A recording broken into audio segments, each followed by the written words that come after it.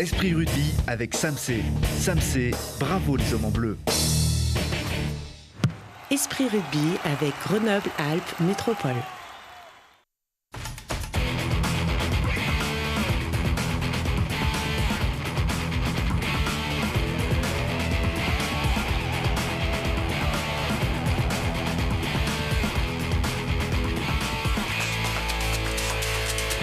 Bienvenue à tous, ravi de vous retrouver, mais aussi désolé pour le contexte, pas facile. En ce moment de vivre sa passion du rugby en suivant le FCG, sévèrement battu à Montpellier, logiquement battu par Agen. Grenoble qui donc se prépare pour le barrage pour sauver sa peau en top 14. Alors pourquoi et comment cette situation? On va essayer de comprendre avec celui qui a suivi le FCG pendant des lustres, on va dire. Hein, on va pas donner le nombre des années, presque des lustres. Éric Clerc, journaliste au Dauphiné Libéré, bonsoir. Bonsoir Lucille. Et notre jeune spécialiste des sports, Mathias Arez, ça va? Tout pas content, hein? Non. Eh ouais, non, c'est sûr. Vous allez tous les deux peut-être affronter vos points de vue. Ce qui est sûr, c'est qu'on veut tenter de comprendre et peut-être aussi d'anticiper la suite. Mais tout de suite, les 4 points de suture, hein, presque. C'est tout de suite. Il passe pas du tout le jeu de mots. Agen qui précédait le FCG, Agen qu'on espérait rattraper un petit peu, et bien pas du tout. C'est une déculottée qui a énervé vraiment tout le monde aussi, tout l'environnement, toutes ces personnes qui suivent le club et qui ne comprennent vraiment pas comment est-ce que le FCG a pu passer autant à côté, un match complètement raté, Eric. Oui, on a du mal à trouver des explications tant le FCG est passé à côté de son sujet. Voilà, c'était un match coup près, un match à ne pas manquer. Tout le monde était prévenu, bien évidemment. C'était un match qui allait donc jouer beaucoup sur la fin de saison du FCG. Et voilà, un match complètement raté, complètement passé à côté. Quoi, raté voilà. Comme cet essai, c'était en tout début de match. Et puis alors, tout le monde est content, tout le monde joue la victoire. Alors qu'en fait, on a entendu l'arbitre siffler donc cet essai qui n'était pas valable depuis déjà le début de l'action. Ce nombre incalculable de ballons tombés, Eric. Qu'est-ce qui se passe? C'est de la fébrilité? On s'emballe? On a peur? Il y a sûrement un problème mental aussi. C'était le match à pas manquer, un match à pression. Un match comme il n'y en a pas eu souvent cette saison aussi. Grenoble a souvent été dans la peau de l'outsider face aux grosses cylindrées. Ils ont souvent pu se révolter, se mettre à niveau parfois aussi de certaines équipes. Là, voilà, c'était à Grenoble de faire le jeu, c'était à Grenoble de prendre le match à son compte. Et ils ont vraiment pas su le faire. Alors, au contraire d'Agen, une super défense d'Agen, c'est sûr que c'est pas facile dans ces cas-là. Agen qui a vraiment assuré, qui s'est pas du tout affolé, qui a laissé Grenoble s'embourber tout seul en fait. Agen qui pouvait vraiment avoir qui pouvait totalement être décomplexé, tellement on attendait les Grenoblois dans ce match. C'est vrai que la pression était telle, on savait que c'était le match coup près, la finale attendue pour les Grenoblois pour espérer relancer leur fin de saison. Alors, Agen venait un peu justement en tant qu'outsider dans ce match. Voilà, ils étaient libérés, ça a payé. Hein. Comme beaucoup d'équipes au Stade des Alpes cette année aussi, Agen s'est nourri des erreurs, des approximations grenobloises pour finalement faire son match, mais sans se montrer flamboyant non plus. Ils ont profité des errances et des erreurs des rouges et bleus. Justement, puisqu'on parle d'erreurs, il y a aussi peut-être des erreurs de jugement qui auraient pu changer le cours du match. Parce qu'il y a eu quand même des belles choses, des belles individualités et des actions absolument pas abouties. Là, par exemple, ici, clairement, ça peut aller au bout. Et 72 minutes presque. Si une petite passe avait été faite, si un autre réflexe, je ne sais pas comment, il y avait quand même du potentiel finalement, on s'était dit. On pourra toujours revenir sur des détails, sur une passe, sur un ballon tombé ou pas, mais voilà, à l'échelle de la saison, voilà, on a quand même le sentiment de répéter toujours la même chose, de toujours faire les mêmes analyses. À un moment donné, les grandes équipes aussi sont celles qui savent aussi se montrer efficaces dans les 22 mètres adverses, concrétiser leurs actions. Et cette saison, voilà, Grenoble n'a pas été suffisamment tranchant dans la zone de vérité. Ça a fonctionné sur le Stade Français, sur Toulon. C'est pour ça que même après cet échec à Montpellier, on avait quelques espoirs de retrouver sur quelques matchs. Mais encore une fois, sur l'ensemble de la saison, il n'y a rien à dire. Grenoble est à sa place aujourd'hui. C'est l'équipe qui a le moins marqué d'essais et de loin de toutes les équipes du top 14. Donc, alors, on a le meilleur réalisateur. Oui, on peut toujours se cacher de ça, mais justement, la preuve, Gaëtan ça ne Germain. suffit pas. La preuve est là. On a beau avoir, même très souvent, d'ailleurs, on l'a eu à Grenoble avec Jonathan Wisniewski, avec Gaëtan Germain cette année. Mais voilà, on montre. Je crois que d'ailleurs, Jonathan avait été meilleur réalisateur en 2017, l'année où ils descendent aussi. Donc, c'est bien la preuve que ça ne fait pas tout. Mathias, au bilan comptable, tout est perdu, c'est fini, c'est barragiste. Mathématiquement, c'est encore possible. On voyait même encore les Agenais en conférence de presse après le match dire « Mais attendez, si avec le résultat, le bonus offensif… » Mais on voit mal Agen ou Pau ne prendre aucun point sur les 2 dernières journées et surtout les Grenoblois aller chercher le bonus offensif. C'est le réalisme, comme on dit. Et face à Lyon, voilà. Donc, bon, Pau, on parlait de déculotté tout à l'heure, Toulouse qui s'envole littéralement et Pau qui s'est enfoncé 83-6, c'est la défaite la plus sévère de la saison. Oui, mais là, ça montre aussi que Pau a montré ses priorités. Exactement. Voilà, et le match qu'il attend, qui attend les Palois, c'est vraiment le match contre Grenoble dans 15 jours. Donc, voilà, croire à un exploit des Grenoblois après ce qu'ils ont montré ces dernières semaines, j'y crois pas. Voilà, donc on les voyait, hein, donc c'est 10 points d'écart. Donc on disait il faut gagner 2 fois avec le bonus offensif, à condition que Agen et Pau ne gagnent rien du tout et sans bonus. Bref, on a compris, tout le monde est réaliste. Il y a quand même 2 matchs, on le rappelle. Hein. C'est donc ce déplacement à Pau le 18. Et avec un dernier match, ça sera la réception du Loup. Et autant dire que, alors on essaye ici de chercher des raisons, des explications. Même l'entraîneur, Stéphane Glas, était complètement perplexe en fin de match. Écoutez-le. Je suis un peu en colère, mais surtout, je me questionne. Je n'arrive pas à savoir pourquoi aujourd'hui on est passé à côté. On a joué de très grosses équipes cette année ici. Je pense à Toulouse, je pense à Montferrand. Où on était capable de sortir Montpellier, on était capable de sortir de très gros matchs de rugby, avec beaucoup d'intensité, avec beaucoup de volume de jeu, avec une âme, avec quelque chose. Et aujourd'hui, il n'y a rien eu de tout ça. Mais encore une fois, voilà, il va falloir... Pourquoi ? Je ne sais pas si on aura la réponse. Je ne sais pas. En tout cas, on est tous responsables, encore une fois. Mais en tout cas, ça ne peut pas nous arriver 2 fois de suite parce que le 2 juin, ça nous sera fatal et on peut pas se permettre ça. Alors, il est barragiste, hein, Stéphane Glas, il ne va pas compter lui non plus faire des calculs. C'est fait et donc ce n'est pas un hasard. Alors pour toi, Eric, il faut remonter à bien plus longtemps que ça en fait pour trouver des explications. Comme tu le disais, cette défaite est à l'image de la saison. Qu'est-ce qui s'est passé cette saison ? On voit déjà que c'est une équipe qui n'a pas été souveraine à domicile. Déjà, ça, c'est vraiment un problème. Elle est aujourd'hui à 42% de victoires depuis le début de la saison. C'est vraiment famélique comme statistique. Quand bien même Grenoble devait s'imposer contre Lyon lors de la dernière journée, on ne serait même pas à 50%. Donc, quand on conjugue à une efficacité totale à l'extérieur, 0 victoire. Donc ça, c'est une équipe qui peut absolument pas s'en sortir. C'est la 12e attaque, 12e défense.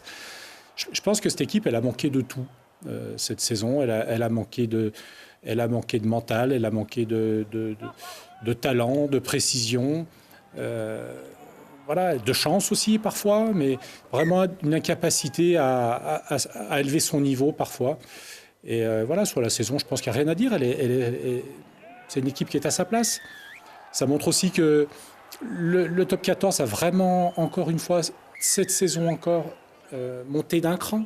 On voit vraiment que les 2 promus de la saison dernière sont en totale difficulté. Perpignan n'a pas du tout existé. Grenoble a très peu souvent été invité.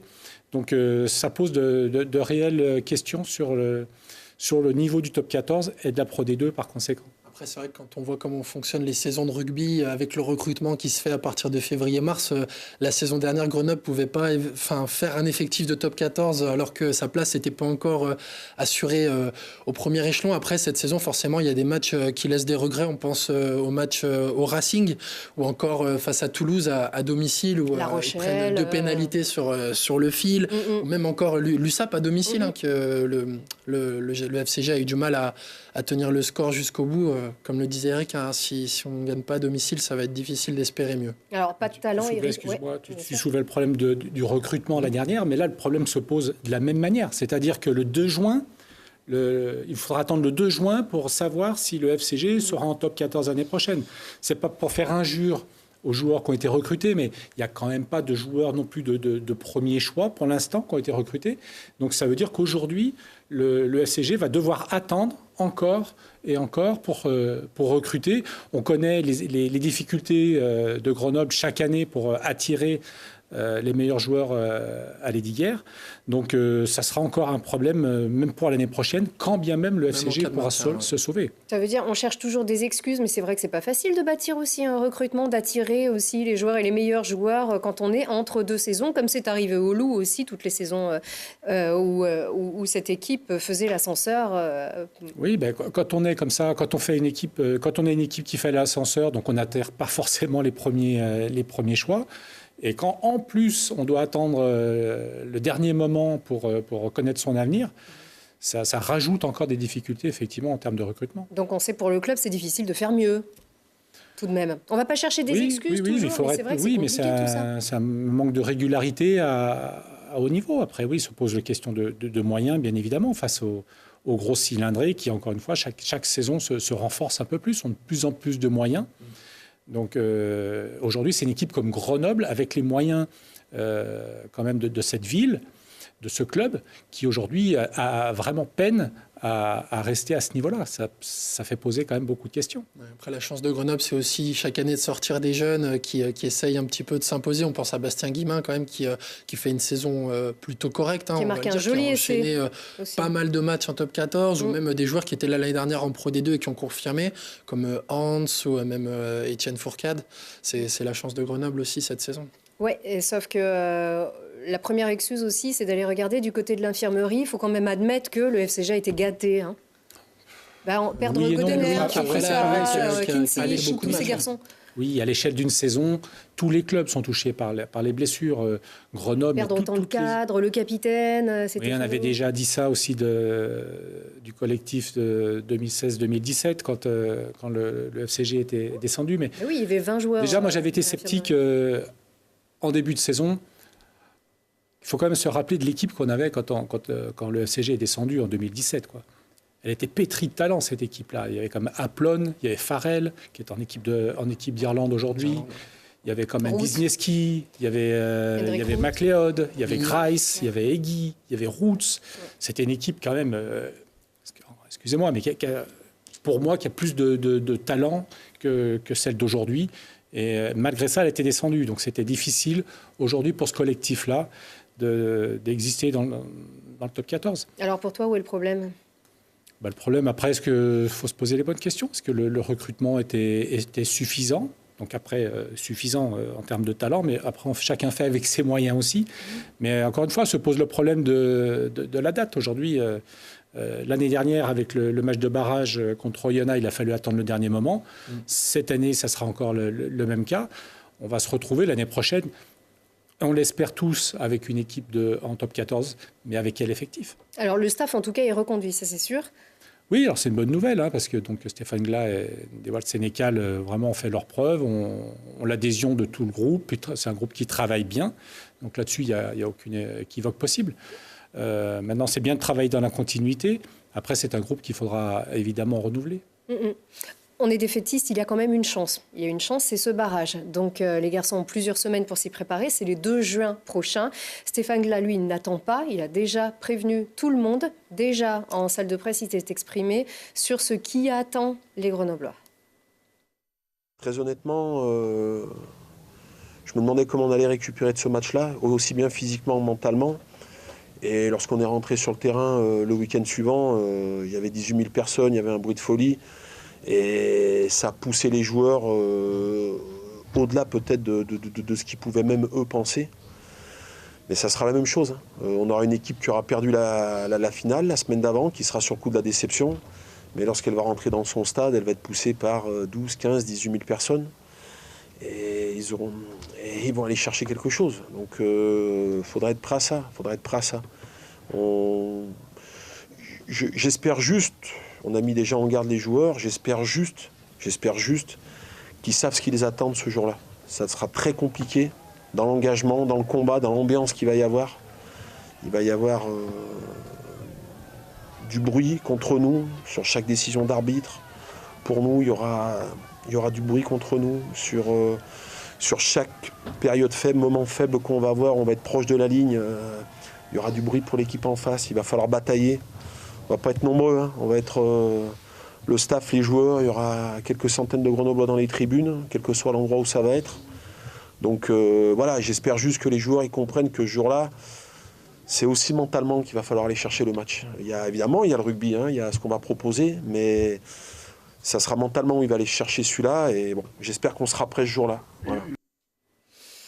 Il y a de la mémoire, Stéphane Glas, lui qui est descendu avec Oyonnax aussi. Non, qui est monté. Enfin bref, donc tout le monde a connu les descentes, les montées, les descentes, les ascenseurs. Il n'y a pas...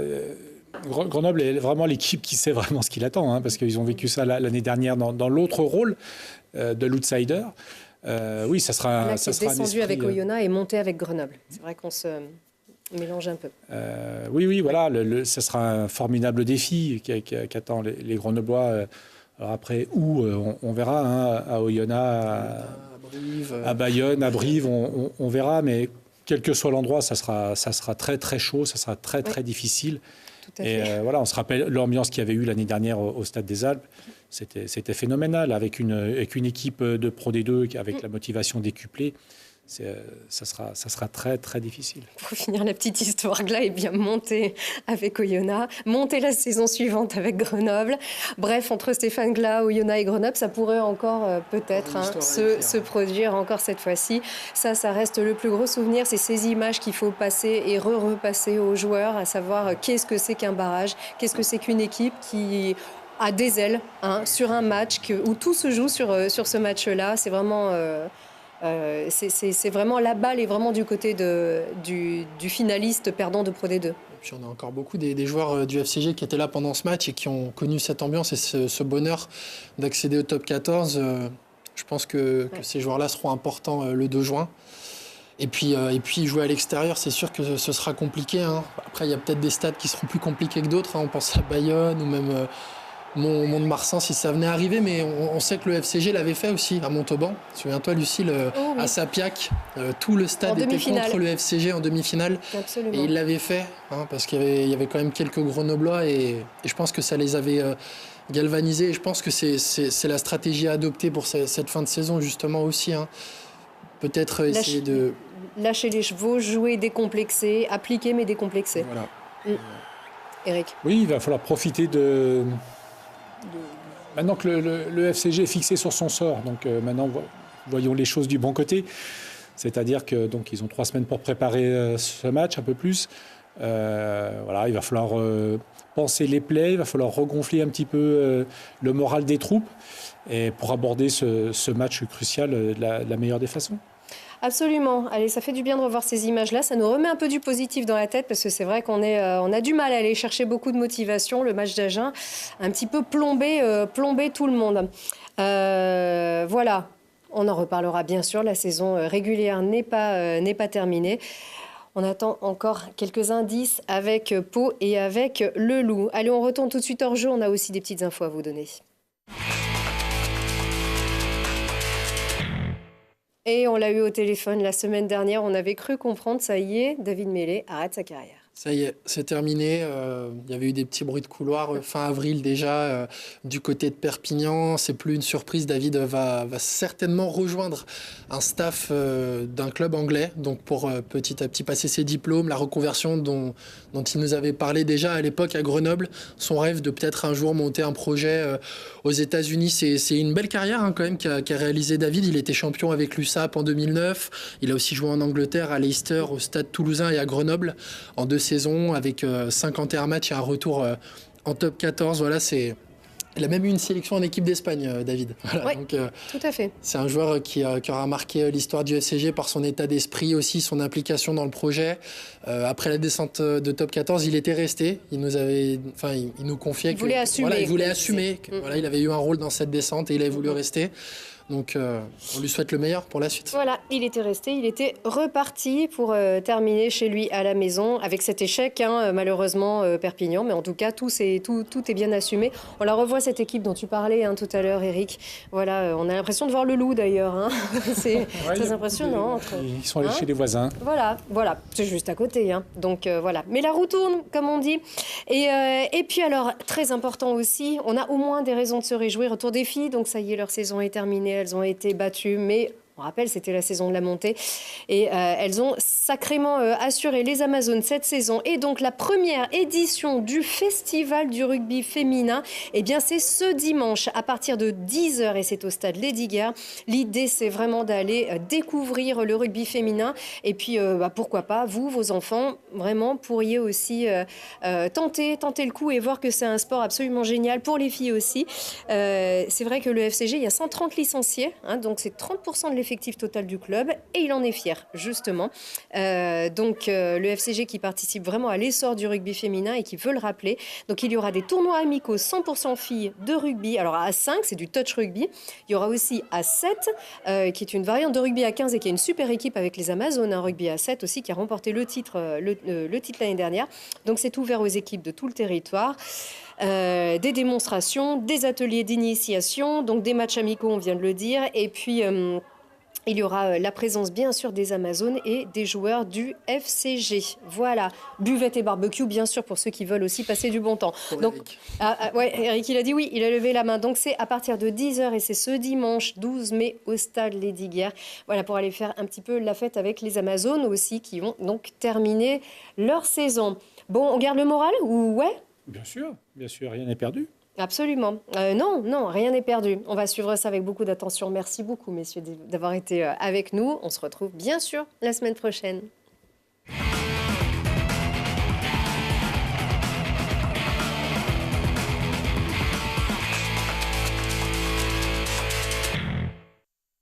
C'était Esprit Rugby avec Grenoble-Alpes Métropole.